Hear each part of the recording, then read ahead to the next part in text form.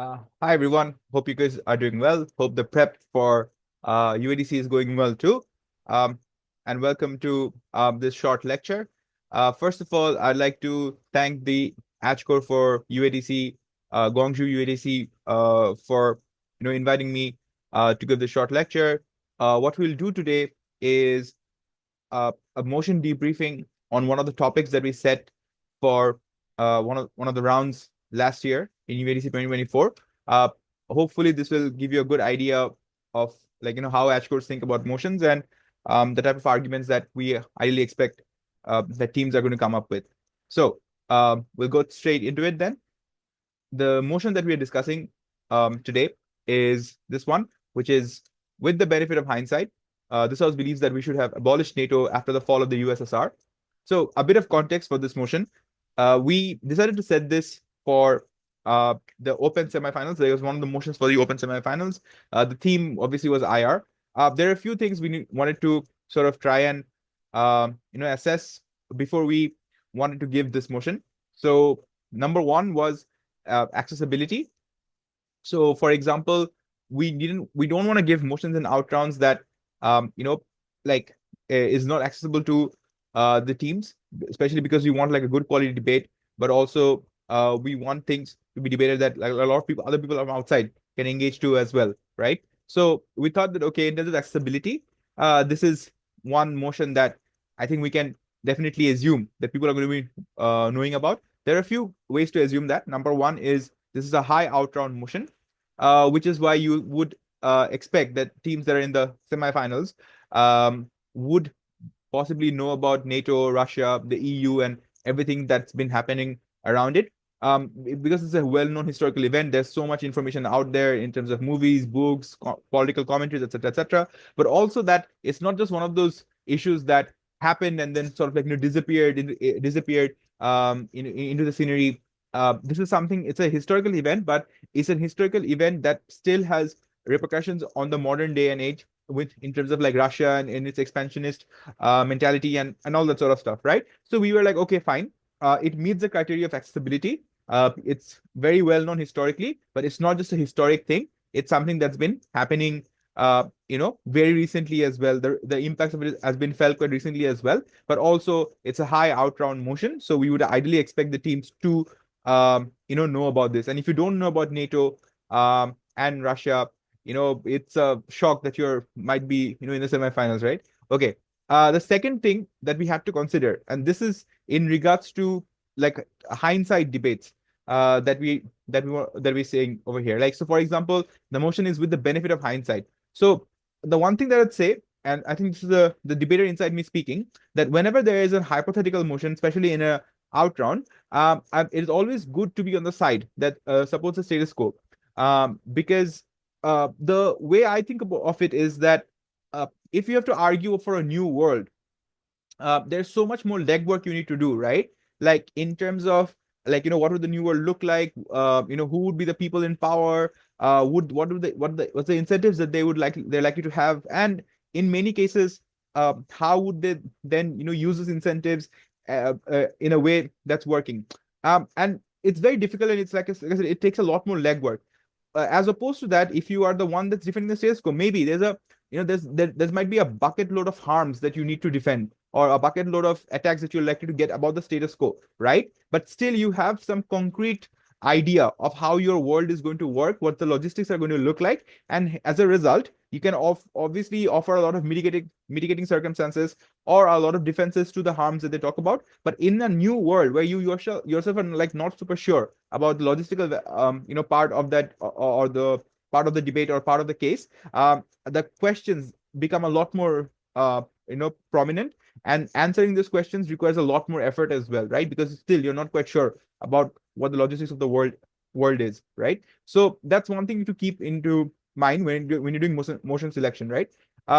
So we had to make sure as Core was that this hindsight thing over here wasn't overbearing. The team that has to defend the new world doesn't have to go beyond their means and come up with something absolutely bulletproof, but rather there is enough ideas, enough material available for the team that's defending the new world to make logical conclusions and to make conclusions that don't seem like particularly overbearing as well, for the judges as well as for the opponents to understand as well. And we felt that given the nature of the topic and given the actors involved, accurate predictions about what they want and how they would have carried it out can definitely be easily done by both teams in this debate, which is why we felt that the hindsight wasn't overbearing. But maybe in a situation where we say that the new world is a bit too tough to conceptualize, especially from an IR point of view, we might not have gotten ahead with this. The last thing is in regards to not having the arguments which are silver bullets, which basically means that this one argument is unrebuttable, or this one rebuttal is undefendable. We had to make sure that those things weren't there. Obviously, balance and depth are something that every single edge core will look for. But this one thing, which is having a particular silver bullet argument, is one thing that we should try to look out for every single motion that's there. If there are if there's a silver bullet argument on one side, more often than not, it's best to not go ahead with that particular motion. So yeah, so these are the things that we had to consider when it came to basically selecting this motion or trying to approve this motion for that particular round. Now, in terms of the arguments and the framework of this particular debate, before going on to that, I'll just show you a repeat of the motion again, which is, with the benefit of hindsight, this was believes that we should have abolished NATO after the fall of the USSR.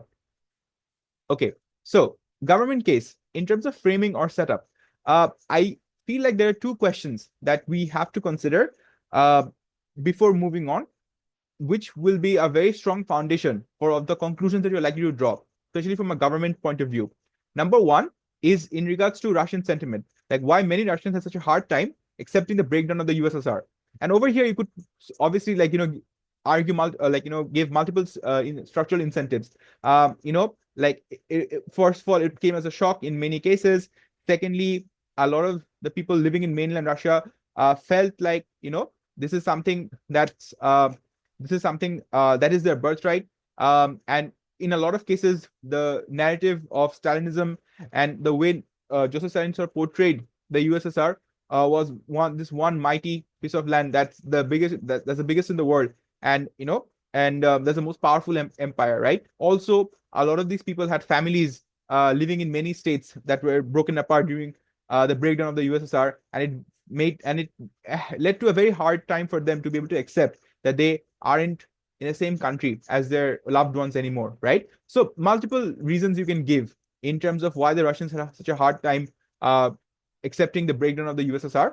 The second thing is in regards to what are the conditions under which the USSR tried to break down. Over here, you can just talk about the USSR that decided to break down because a lot of people wanted democracy, but also in a lot of cases, there was this underlying understanding that since the Cold War is done, since we are not at each other's throats anymore, since we will not aggressively push communism into other parts of the world, it means in exchange to that, you also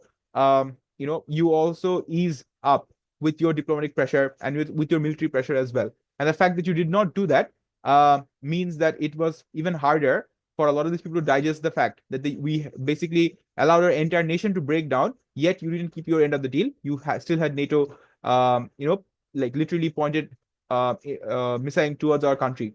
Okay, so the reason why these two questions that I feel are really important to answer or try to set up before going into arguments is because fundamentally for Gov in this debate, the main strategy is that you need to be able to prove that the NATO's presence only increased the nationalistic sentiment and the expansionist sentiment and the anti-Western narrative that all led to Vladimir Putin coming into power, Vladimir Putin's policies being supported by the mass public. Okay, so for that argument to stand, this framework is really, really important, which is why I have identified these two questions as the most important questions when it comes to setting up the debate for this specific motion alone.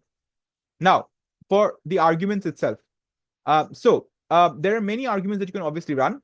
Also, many are these are just two broad spectrums in the debate that I thought most teams will have to cover. There are other things you can add on to this as well, or maybe you can just divide these spectrums as well into 2 or 3 or 4 parts.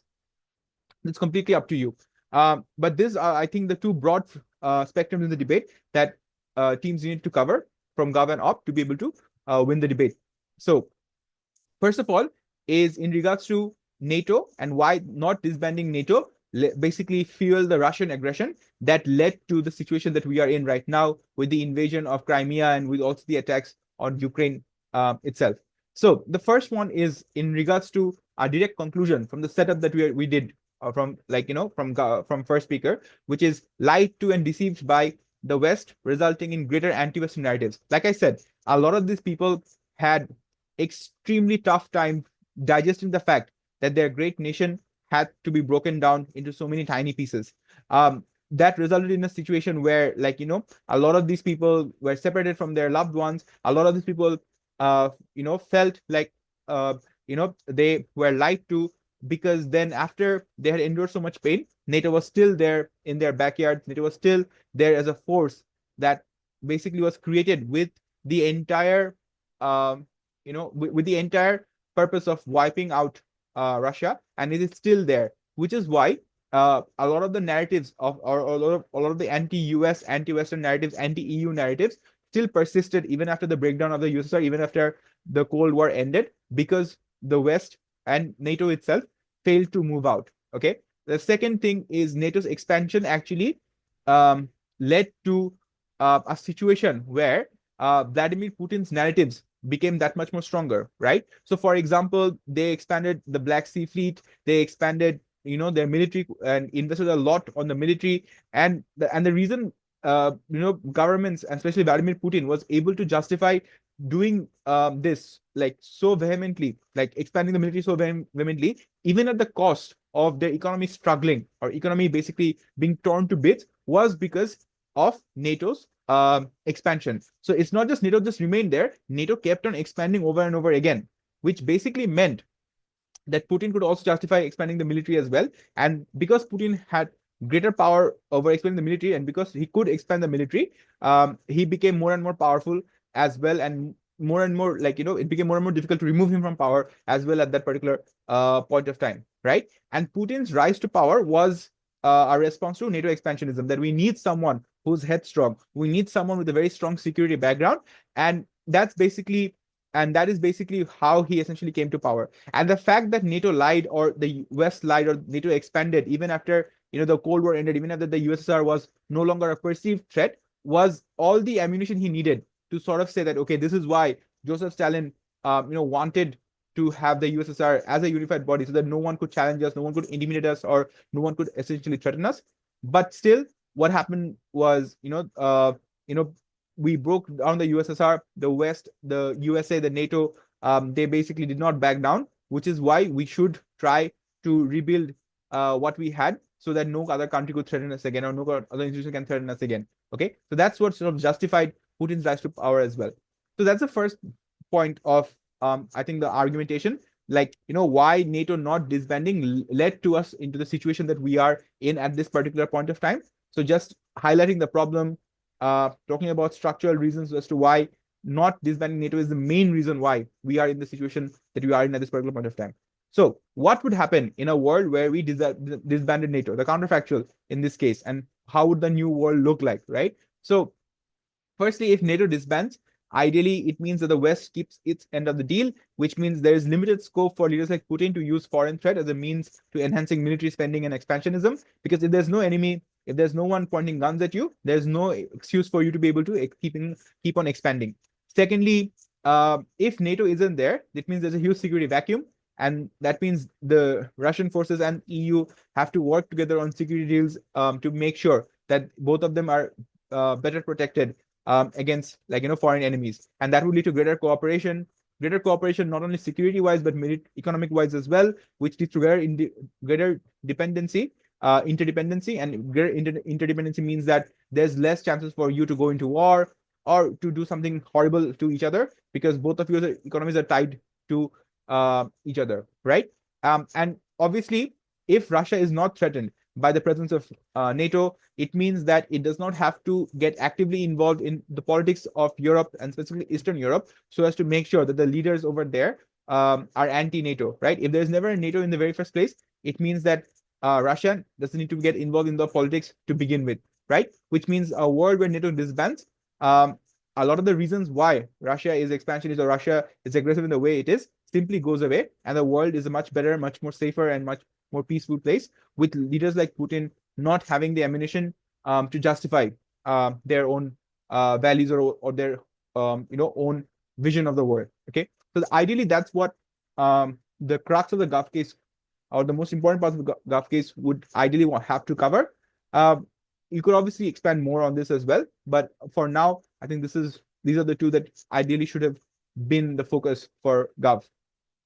For opposition, in this case, one is to argue that whether or not NATO existed or not does not matter, but Russia would have been aggressive anyway.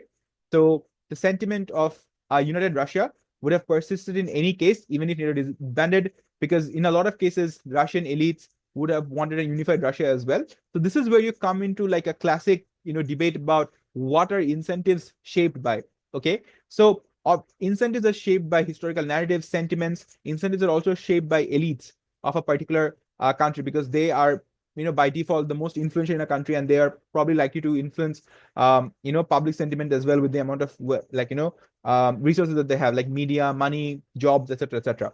Right? So you would have ideally likely argued that the USSR breaking down was something that is a heavy hit on a lot of Russians, and the truth be told, that they would still feel agitated even if NATO hadn't been there, because they felt that this is something that belongs to them. It's a birthright of theirs to have a unified Russia, that their relatives would be separated from them.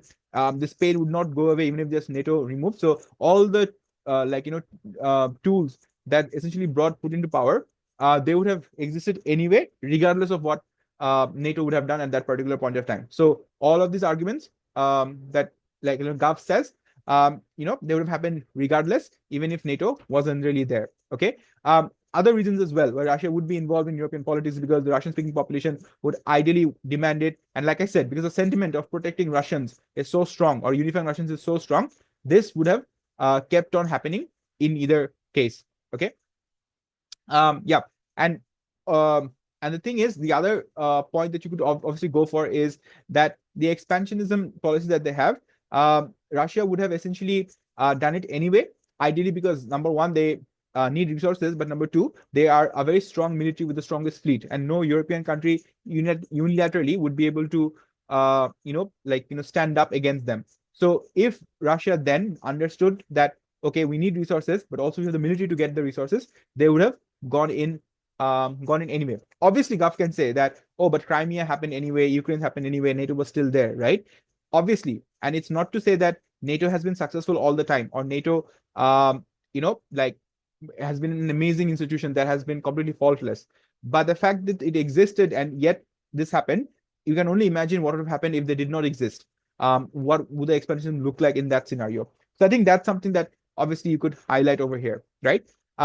Then secondly, the framework that I think I would have covered from op is what happens in a world where we disband NATO. I would talk of a world where Russia would still remain as aggressive, but NATO would not be there. What would that look like? So number one, Russia is literally the most powerful military in that force, and there's no competition whatsoever against them, which means they have a free right to do whatever they want. Maybe they don't do whatever they want, but the fact that they know and the Europeans know that they have the strongest military would basically skew any negotiations very, very powerfully in the favor of Russia because of the amount of ammunition and the amount of military might that they have. So which is why it would have led to a situation where Europe in general would not have been in a strong position if this was the case, if Russia was unopposed in that particular region. Secondly, just talk about the benefits of NATO, how they trained the armies of European nations and made them a lot stronger to the point where they are a successful enough deterrent for Russia in most cases. Okay, in a situation where NATO wasn't there, the cooperation did not exist. Maybe the training, the equipment of these soldiers would not be as advanced as it is at this particular point of time. Thirdly, you can talk about how NATO's presence over there, intervention in many conflicts Even though it was unsuccessful in certain cases, Russia filling up that vacuum would have been a lot worse, mainly because it's a more unaccountable country, and the practices of the army over there are shady, to say the least, and and the lack of accountability also makes it super duper dangerous as well, right? Yeah, and lastly, you can also talk about how being a member of NATO in EU means that you need to uphold democratic practices, have free and fair democracy, etc., etc. In a world where like you don't have NATO over there, what is the incentive for a lot of these Eastern European nations to remain democratic or to abide by democratic principles? Obviously, you can say that, oh, the EU is there, which means they would have done it anyway to be part of the EU. But NATO's presence over there was, and by default, America's presence over there made the reason a lot more compelling as well in this scenario, where you must remain a democracy, because if you don't remain a democracy, it it will be very difficult for you to be a part of the NATO and then get support from NATO as well as the EU. So I think that reinforcement mechanism had to be there. The reason why this argument is specifically important is because you can just highlight why there's a lot of people within the Eastern European regions who have autocratic tendencies. Like you talk about Poland, you can talk about Viktor Orban in Hungary. Given that these people did not have an active deterrence and an active backlash, potentially in the form of NATO and EU, they would have probably acted on those authoritarian instincts long, long ago. Okay, so I think that's how you can also cover the framework of this framework on op as well, like what the counterfactual would ideally look like. All in all, I felt that the motion in and of itself was balanced, and like I said, there are many ways in which you can argue with many ways in which you can argue for both sides. Actually, on the same context as well, it just depends on how well you're able to frame your incentives and how strongly you're able to show your incentives compared to your opposition's one. So to end with this last thing, which is what are the things to consider, especially in IR debates. Number one, very classic, incentives and capacity. If you are claiming an action or if you're claiming a prediction for the future, you have to show why there is an incentive that exists. There's also a capacity that exists. Okay, without incentives, capacity doesn't matter. Without capacity, incentives don't matter. Okay, so you have to tell me how incentives work. So why incentives and capacity work on the same scale. The second one is, what are incentives shaped by? So obviously you can talk about many things over here. Like, incentives are shaped for countries, specifically or governments. Incentives are shaped by historical narratives. Incentives are shaped by, like the majority of the population, what they want. Incentives are shaped by how much capacity you have as well. Yeah, so incentives, what they're shaped by, are very, very important to consider. The reason for this is because you will see that in one debate, obviously there's more than one incentive that exists when it comes to actors, right? So it's not a matter of like, arguing whether or not an incentive exists or not. That's the easy part. Like, incentives will definitely exist on both sides.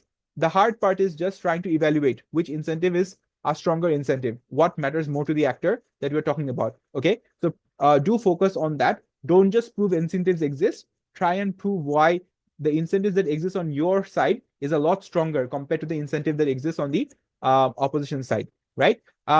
With IR motions as well, especially when dealing with countries that are slightly undemocratic, make sure you talk about how undemocratic regimes calculate risk and reward. So to what extent are they willing to sacrifice democratic principles in order to get attain like a particular amount of power, but also to a large extent, to what extent can they also ideally figure out if they are going to get attacked or if they're going to receive a backlash for their actions as well. So if you look at regimes like maybe say Russia in this situation, you'll see that many of these regimes like such as Russia know for a fact that the amount of things that they can get away with is a lot higher compared to any other country, which is why they'll take their liberty. Then they'll keep on taking their liberty, which is why sometimes you have to agree that things like NATO need to exist, because if they keep on taking their liberties because they know that no one is going to escalate war towards them, we'll go to a situation where they hold all the bargaining power, which is why very, very important to discuss how undemocratic regimes try and calculate risk and reward, and to what extent can they feel that they can get away with it, and how we as a counter force cannot allow them to feel like that. Okay, the last thing is, you'll see in regards to manipulation of context, this is really, really important once again. It's because you'll see in both situations, we use the same context, but we drew different conclusions. So on one hand, from 𝐷𝐸, we say that the entire reason why NATO, the entire reason why people hate NATO so much, and why the entire reason why Russia expanded is because because NATO was still there, and it was an insult to the Russian people, and that's why they grouped together, and they suffered something like Putin, so that he can bring back the glory days, and the West and NATO can pay for the deception that they have done, right?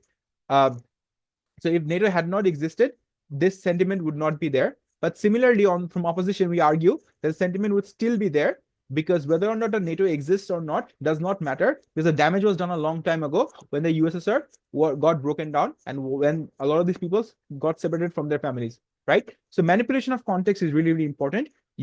Because obviously you can't create incidents and events in the past. You have to draw conclusions of the same event that have happened in the past. How you draw those conclusions is the most important part. How do you then best manipulate context based on how do you try and prove that your context is a lot more viable than the other teams? Just focus on incentives, focus on trends, and try and focus on future incidents that have happened that favor the stance that you are taking, and try and highlight those a lot more to make sure that your claim is bought. Okay. Yeah. So that's basically it. Thank you so much, everyone, for listening. Best of luck for the tournament.